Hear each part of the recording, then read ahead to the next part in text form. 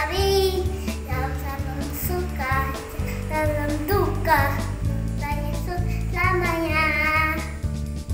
Dalam suka, dalam duka, selamanya. Setiap hari, dalam suka, dalam duka, Tuhan Yesus selamanya.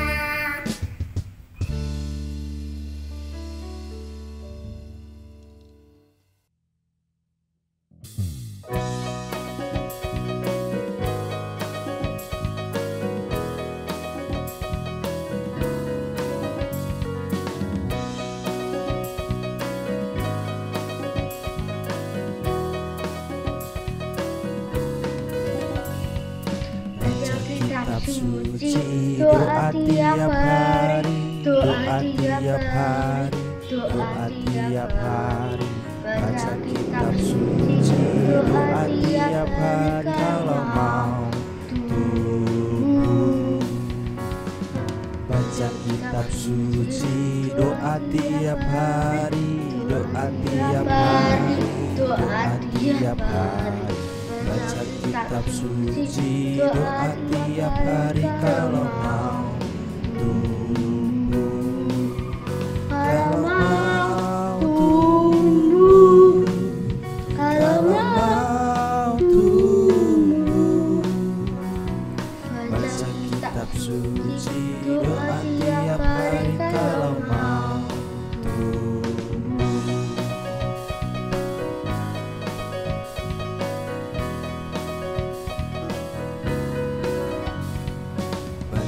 Kitab suci, doa tiap hari, doa tiap hari, doa tiap hari. Baca kitab suci, doa tiap hari kalau mau tumbuh. Baca kitab suci, doa tiap hari, doa tiap hari, doa tiap hari.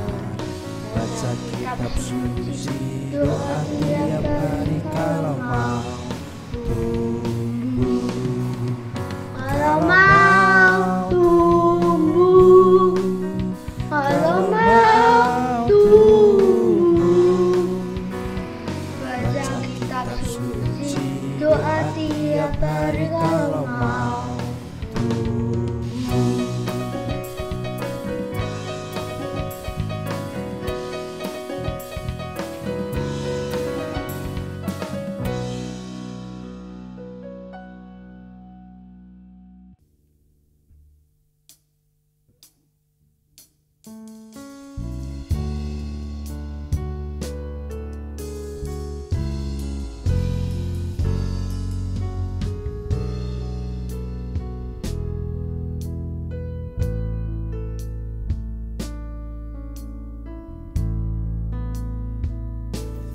Seperti anak panah di tangan pahlawan, ini hidupku di tanganmu. Pakailah aku sesuai rencanamu untuk memuliakanmu. Ini aku, pakailah hidupku jadi alat di tanganmu, oh Tuhan Yesusku. Ini aku, pakailah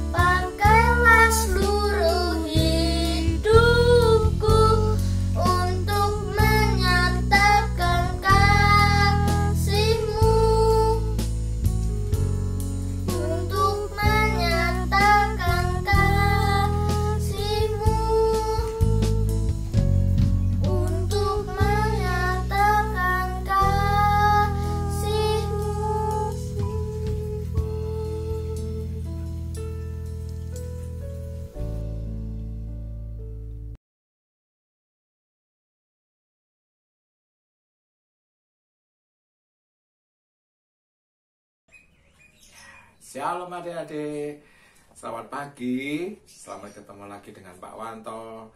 Yang hari ini kita berjumpa lagi di dalam ibadah sekolah minggu, walaupun masih secara online. Tetapi secara online pun Tuhan tidak membatasi kalian untuk memuji nama Tuhan, tidak membatasi kalian untuk menyembah nama Tuhan. Terbukti kalian tadi sudah menyanyi bersama, berdoa bersama, menyembah dan bermasuk bagi nama Tuhan. Nah, sekarang Pak Wanto akan membawakan cerita tentang kebenaran firman Tuhan. Apa yang ingin Tuhan sampaikan kepada kita semua pada pagi hari ini.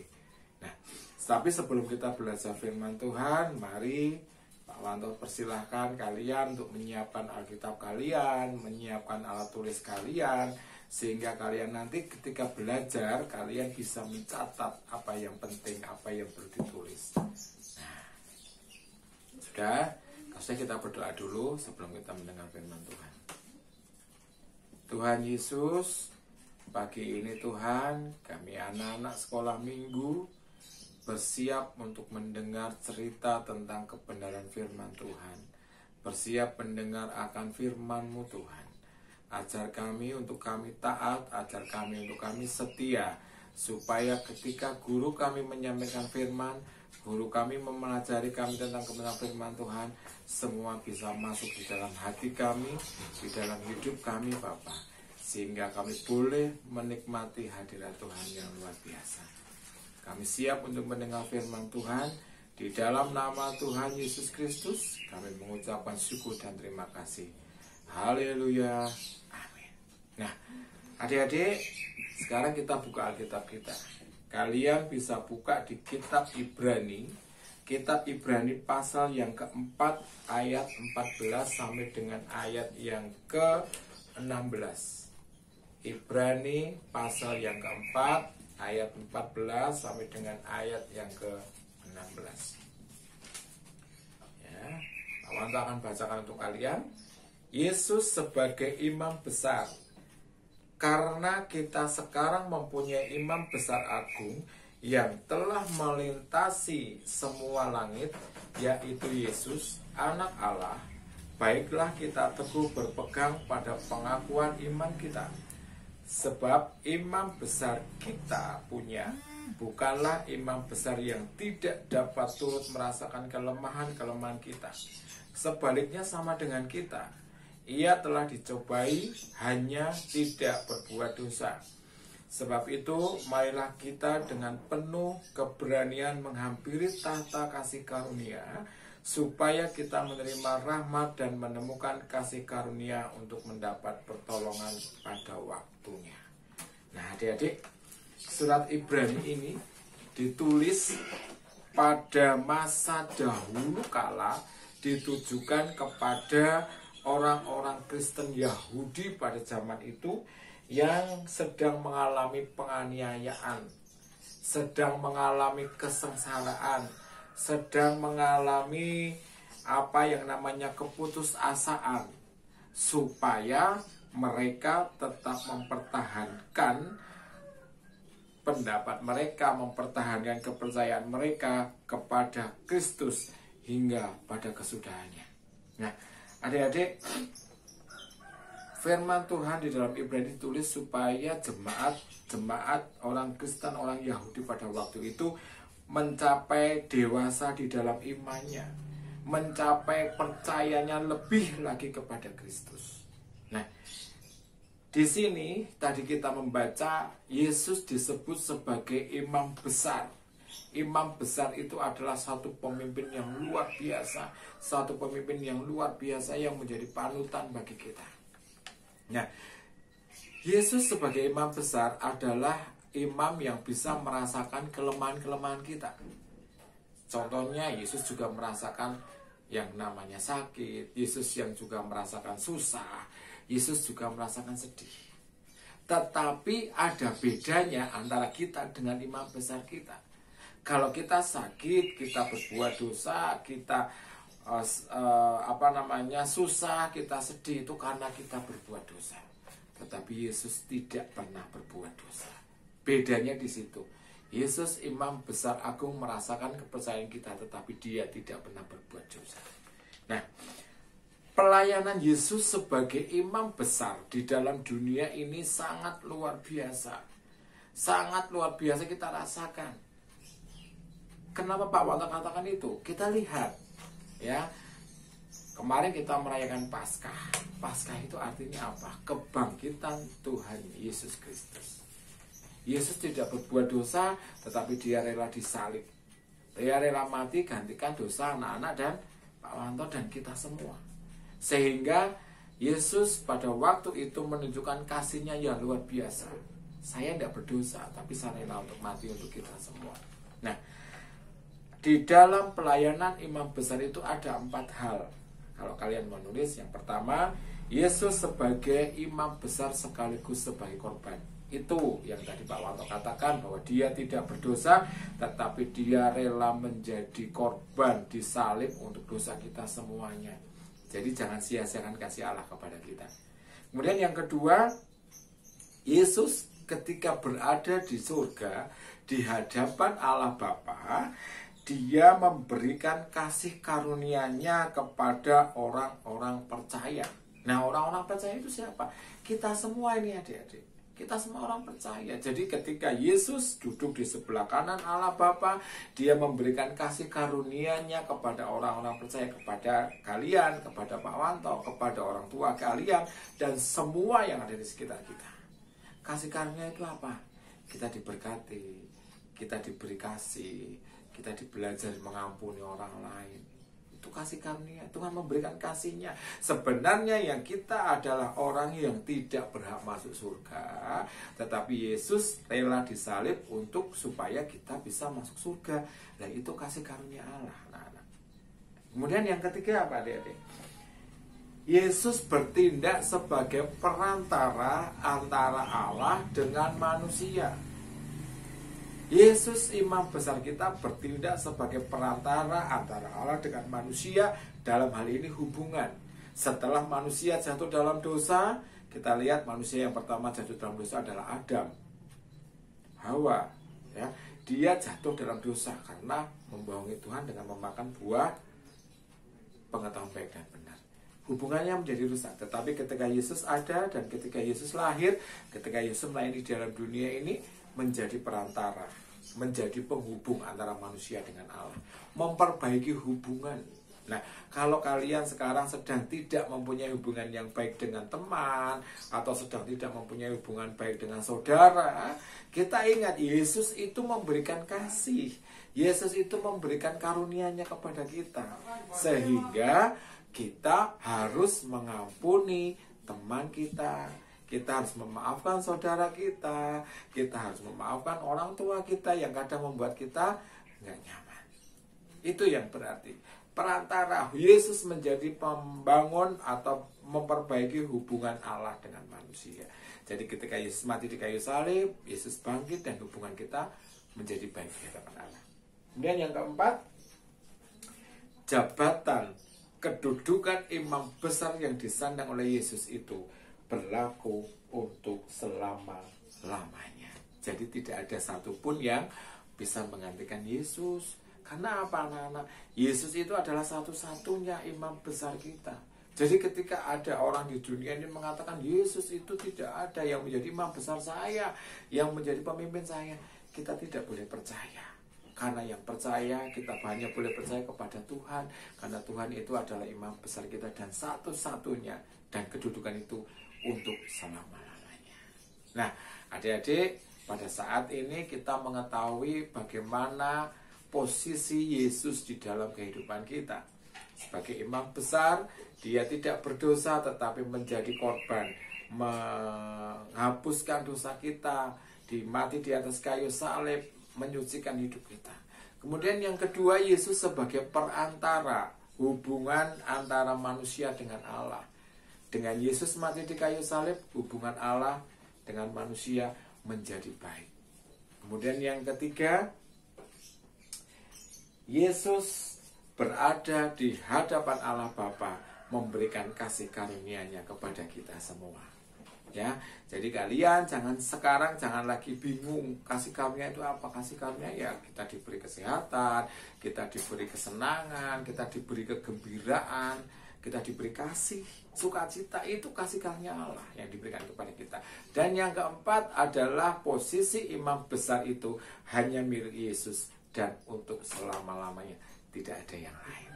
Nah, kalian sudah mencatat itu semua. Nanti ketika kalian mencatat itu semua, kalian kembali pelajari firman Tuhan pada pagi hari ini. Dan kalau kalian nanti masih kurang tahu, kalian bisa tanya kepada orang tua atau kepada guru sekolah minggu kalian, kepada miss kalian, kepada kakak-kakak kalian guru sekolah minggu. Tanya apa supaya yang kalian belum tahu, supaya kalian yang belum mudeng bisa dijelaskan oleh miss sekolah minggu, kakak-kakak sekolah minggu, sehingga mereka menjelaskan kepada kita. Nah, pada pagi hari ini Pak Wanto punya satu ayat hafalan. Satu ayat hafalan itu di dalam Ibrani 10 ayat 19. Kalian bisa buka, kalian bisa pelajari Ibrani 10 ayat yang ke-19. Pak Wanto akan bacakan untuk kalian. Jadi saudara-saudara, oleh darah Yesus kita sekarang penuh keberanian dapat masuk ke dalam tempat kudus. Sekali lagi, jadi saudara-saudara, oleh darah Yesus kita sekarang penuh keberanian dapat masuk ke dalam tempat kudus. Itu ayat hafalan kita, Ibrani 10 ayat yang ke-19. Pak Wanto percaya kalian sudah mencatat, kalian sudah membuka Alkitab, belajar, renungkan firman Tuhan. Jangan sia-siakan firman Tuhan, sehingga firman Tuhan itu tidak jatuh di tanah yang berbatu, atau tidak jatuh di pinggir jalan yang dipatok oleh burung-burung, dimakan oleh burung-burung, tetapi jatuh di hati kita, tanah yang subur. Dan nantinya firman Tuhan itu bisa bertumbuh dan berbuah lebat dalam kehidupan kita. Amin. Buat firman Tuhan pada pagi hari ini. Mari, kalau kalian sudah tutup Alkitab, kalian sudah rapikan buku tulis kalian, mari kita berdoa. Sudah semua? Yuk, mari kita berdoa. Bapa di dalam surga, terima kasih Tuhan kalau pada pagi hari ini kami diajari tentang kebenaran firman Tuhan, di mana Yesus ada sebagai imam besar kami.